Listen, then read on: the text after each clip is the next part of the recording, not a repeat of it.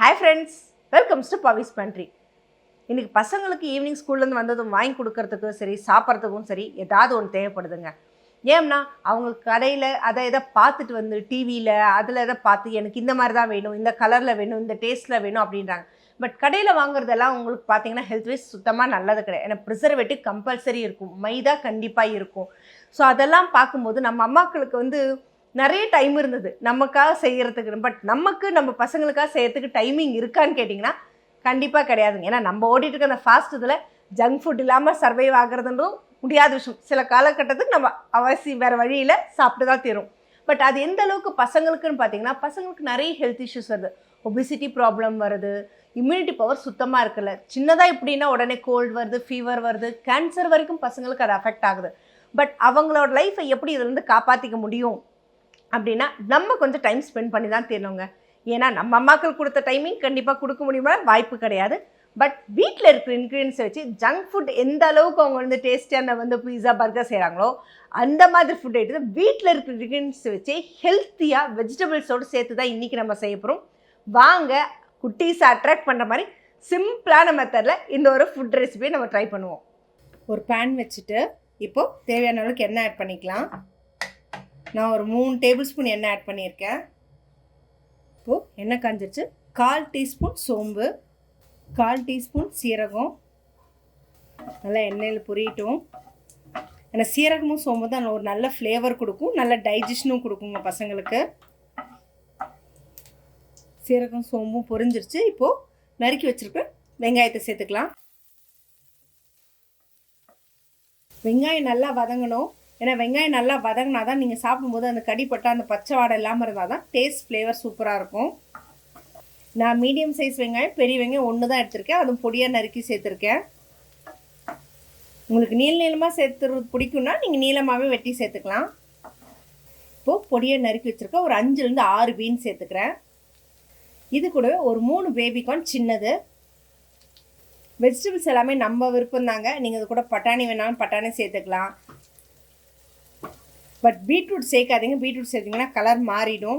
இல்லை பசங்களுக்கு காலிஃப்ளவர் பிடிக்குன்னா குட்டி குட்டியாக காலிஃப்ளவர் போடலாம். இல்லை நீங்கள் ஃப்ரெஷ்ஷாகவே ஸ்வீட் கார்ன் யூஸ் பண்ணாலும் ஸ்வீட் கார்ன் கொடுக்கலாம். எவ்வளோக்கெல்லாம் வெஜிடபிள்ஸ் நம்ம இந்த மாதிரி கொடுக்குறோமோ அவ்வளோக்கெல்லாம் பசங்களுக்கு ரொம்பவே நல்லது. இது ரெண்டும் கொஞ்சம் நல்ல ஒரு எண்ணெயில் ஒரு 5 நிமிஷம் நல்லா வதங்கட்டும். இப்போது குட்டி குட்டியாக கட் பண்ணி வச்சுருக்கேன் ஒரு மீடியம் சைஸ் கேரட்டு. எல்லா காயுமே பார்த்தீங்கன்னா ஜஸ்ட் ஒரு 50% இதில் வெந்தால் போதுங்க. ஏன்னா மறுபடியும் நம்ம ஆயிலில் ஃப்ரை பண்ணும்போது அதுலேயும் கொஞ்சம் வேகும். இல்லை உங்களுக்கு எண்ணெயில் வதக்கி செய்கிறது பிடிக்கலன்னா ஜஸ்ட் நீங்கள் ஒரு 10 மினிட்ஸ் ஸ்டீம் குக் பண்ணிவிட்டு கூட டேரெக்டாக கூட நீங்கள் சேர்த்துக்கலாம். அது உங்களோட ஆப்ஷன் தான். பசங்களுக்கு இந்த வெங்காயம் பச்சை ஃப்ளேவர் இருந்தால் நிறைய பசங்க சாப்பிட மாட்டாங்க. அது தேடி தேடி எடுத்து வைப்பாங்க. ஸோ அந்த மாதிரி இருக்கிறதுக்காக நான் ஜஸ்ட்டு ஃப்ரை பண்ணி சேர்க்குறேன். இப்போ இதுக்கு லைட்டாக சால்ட் ஆட் பண்ணிக்கலாம். இப்போ கொஞ்சமாக மஞ்சத்தூள், இப்போ கொஞ்சமாக கரம் மசாலா. உங்களுக்கு ஃப்ளேவர் பிடிக்குன்னா நீங்கள் ஆட் பண்ணிக்கலாம், இல்லைனா அவாய்ட் பண்ணிடலாம். நான் வீட்டில் அரைச்சதுனால சேர்த்துக்கிறாத. பசங்க எந்தளவுக்கு காரம் சாப்பிடுவாங்களோ அதுக்கேற்ற மாதிரி சேர்த்துக்கோங்க. நான் 1/2 டேபிள் ஸ்பூன் தான் மிளகாத்தூள் ஆட் பண்ணுறதில்ல. ஏன்னா வேறு எந்த காரம் எதுவுமே கிடையாதுங்க இதுக்கு. கொஞ்சமாக தனியாத்தூள் ஃப்ளேவருக்கு. இப்போ இது எல்லாத்தையும் நல்லா மிக்ஸ் பண்ணிடலாம், எல்லா காயிலையும் படுற அளவுக்கு.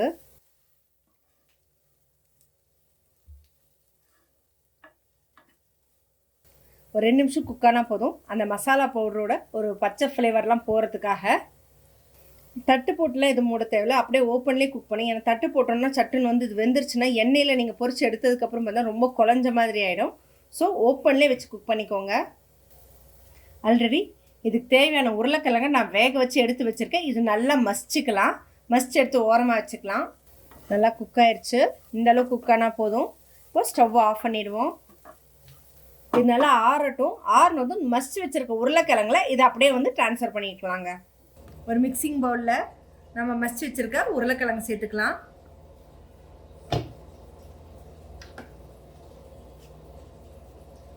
நான் உப்பு போட்டு தான் வேக வச்சுருக்கேன். அதனால் உங்களுக்கு உப்பு எந்த அளவுக்கு தேவையோ பார்த்துட்டு சேர்த்துக்கோங்க. ஏன்னா மற்ற காயிலையும் ஆல்ரெடி உப்பு போட்டிருக்கோம். இப்போ இது கூட நம்ம வதக்கி வச்சுருக்கோங்களா, இந்த காய் எல்லாத்தையும் சேர்த்துக்கலாம்.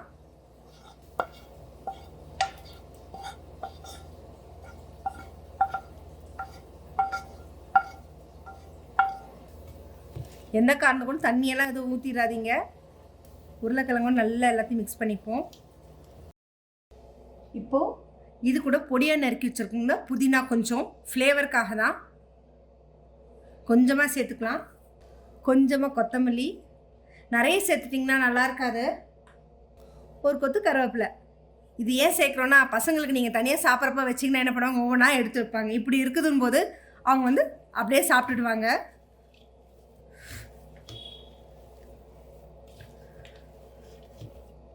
நல்லா மிக்ஸ் பண்ணிக்கலாம்.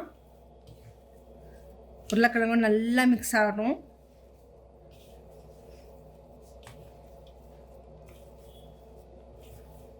இந்த ஸ்டஃபிங் நீங்கள் எப்போ வேணாலும் நீங்கள் அப்படியே ரெடி பண்ணி வச்சுருந்தீங்கனாவே ஈவினிங் வரும்போது அவங்க சுட சுட செஞ்சு கொடுக்க சூப்பராக இருக்குங்க. இது பிளேட் போட்டு ஒரு 10 நிமிஷம் நல்லா ஊற விட்டுறலாம். அதுக்குள்ளே நம்ம வந்து இதுக்கான மாவு ரெடி பண்ணிடுவோம். இப்போது காய வதக்கின பேன் இருக்குது இல்லைங்களா, இந்த பேனில் இருக்கிற எண்ணெயிலேயே நம்ம இப்போ வந்து மாவு ரெடி பண்ணிடுவோம். இப்போ நான் இது வந்து கோதுமை மாவு எடுத்துருக்கேன், 2 கப் மாவு எடுத்துருக்கேன்.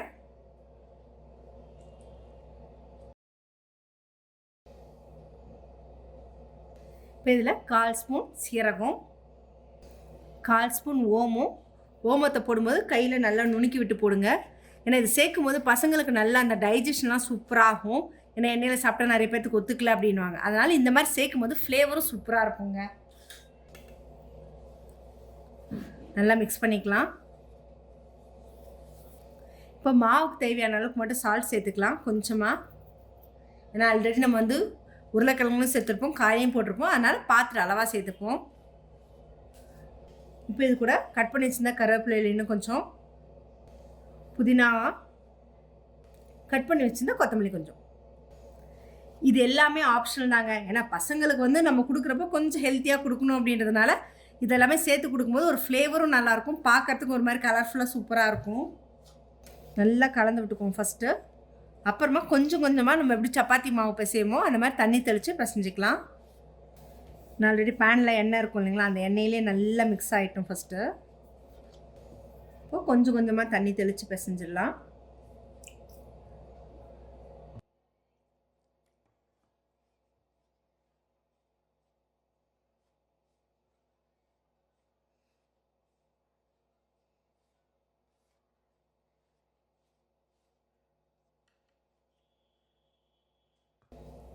இப்போது இந்த அளவுக்கு பிசைஞ்சிக்கலாம்.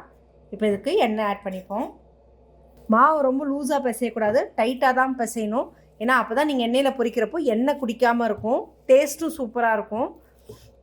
நல்லா இந்த அளவுக்கு டைட்னஸாக இருந்தால் மட்டும்தான் உங்களுக்கு வந்து போடுறது பஃப்ஸ் வந்து சூப்பராக வரும். அப்படியே வந்து ஒரு 15 நிமிஷம் ஒரு தட்டு போட்டு அதில் கப்பு போட்டு மூடி வச்சிடலாம், நல்லா ஊறட்டும். இப்போது 10 நிமிஷம் ஆயிடுச்சு, நல்லா ஊறிடுச்சு, சூப்பராக இருக்குது. இந்த அளவுக்கு இருந்தால் போதுங்க. இப்போ இதை குட்டி குட்டி பால்ஸை ஒட்டிக்கலாம்.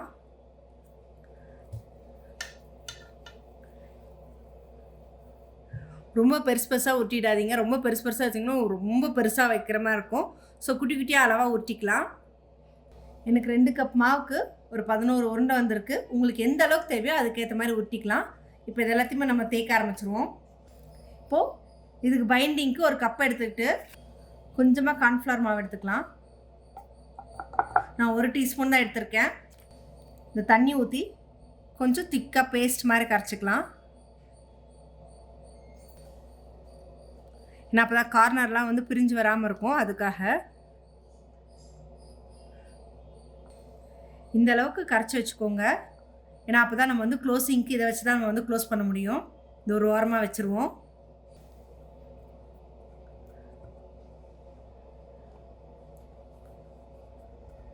நம்ம சப்பாத்திக்கு எப்படி தேய்ப்போமோ அதே மாதிரி தட்டிக்கலாம்.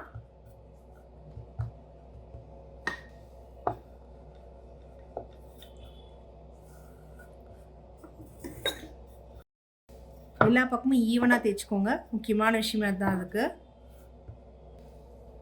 ஒரு குட்டி பால் மாதிரி ஊட்டி இப்படி வச்சுக்கோங்க.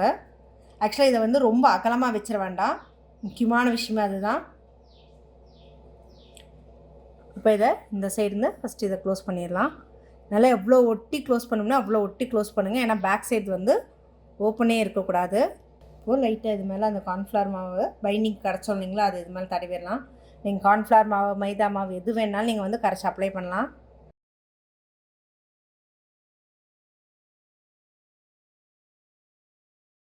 இப்போது இந்த சைடு எட்ஜஸ் இருக்குது இல்லைங்களா, ஒரு சைடு எட்ஜஸை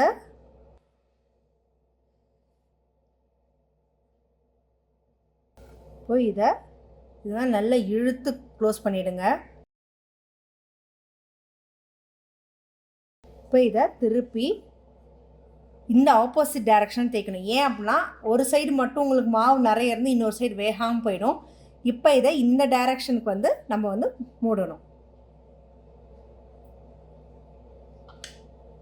இப்போ இது எவ்வளோக்கு எவ்வளோ நம்ம இழுக்க முடியுமோ இழுத்து இந்த பக்கம் மாவுக்கு ஃபுல்லாக கவர் பண்ணிடணுங்க. பார்த்திங்கன்னா 2 சைடுமே மாவு வந்து கவர் ஆன மாதிரி இருக்கும். ஸோ இதே மாதிரி தான் நம்ம இருக்கிறது எல்லாத்தையுமே இப்போ வந்து மடித்து எடுத்து ரெடி பண்ண போகிறோம். நான் வந்து 2 விதமாக தேய்ச்சிருக்கேன். லெங்க்த்தியாக இருக்கிற மாதிரி தேய்ச்சிருக்கேன், கொஞ்சம் சின்னதாக ஸ்கொயராக இருக்கிற மாதிரியும் தேய்ச்சிருக்கேன்.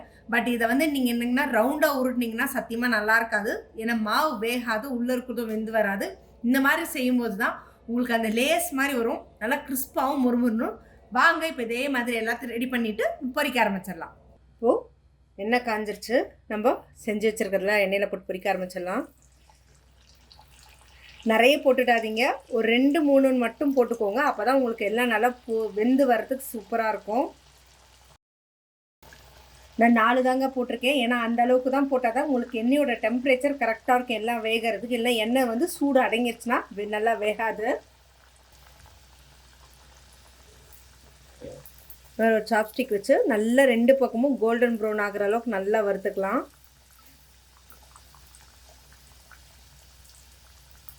ஃப்ளேம் வந்து ஒரே அளவாக வைங்க, ரொம்ப ஹையும் வைக்கக்கூடாது, ரொம்ப லோவும் வைக்கக்கூடாது, மீடியமாக இருந்தால் தான் அது நல்லா உள்ள மாவெல்லாம் வெந்து வரதுக்கு சூப்பராக இருக்கும். நல்லா இந்த அளவு கோல்டன் ப்ரௌன் ஆனால் போதுங்க, ரொம்ப விட்டோன்னா ரொம்ப கரிக்கிறோம், அப்புறம் ஹார்ட் ஆகிடும். ஸோ இப்போ இதை வந்து நம்ம எடுக்க ஆரம்பிச்சிடலாம். சலசலப்பெலாம் பார்த்திங்கன்னா நல்லா அடங்கிருச்சு.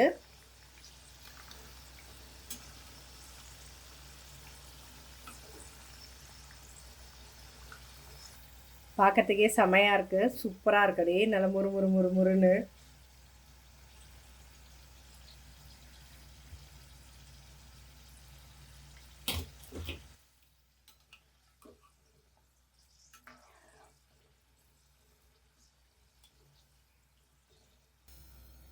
எவ்வளோக்கெவ்வளோ சிம்மில் வச்சு செய்கிறோமோ அவ்வளோக்கெவ்வளோ டேஸ்ட்டும் சூப்பராக இருக்கும், நல்லா முறுமுறுன்னு இருக்கும்.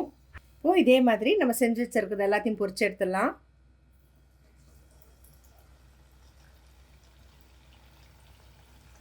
என்ன ஃப்ரெண்ட்ஸ், எப்படி இருந்தது? கிறிஸ்பியாக மொறுமொறுன்னு சூப்பராக வெஜிடபிள்ஸ் எல்லாம் போட்டு கடையில் யூஸ் பண்ண எந்த ப்ரிசர்வேட்டிவோ எதுவுமே யூஸ் பண்ணாமல் வீட்லேயே ஃப்ரெஷ்ஷாக செஞ்சு கொடுக்கும்போது டேஸ்ட்டும் சரி ஃப்ளேவரும் சரி செம சூப்பராக இருக்குங்க. ஸோ நான் சொல்லி கொடுத்த இந்த மெத்தட்லேயே நீங்கள் ட்ரை பண்ணுங்கள். ட்ரை பண்ணி பார்த்துட்டு உங்களோட கமெண்ட் பாக்ஸில் கொடுங்க. இந்த மாதிரி இன்ட்ரெஸ்டிங்கான அப்டேட்ஸ்க்கு என்னோட சேனல் சப்ஸ்கிரைப் பண்ணிக்கோங்க. பக்கத்தில் இருக்க பெல் ஐக்கானும் கிளிக் பண்ணிக்கோங்க, நோட்டிஃபிகேஷன் மிஸ் பண்ணாமல் இருக்கிறதுக்கு.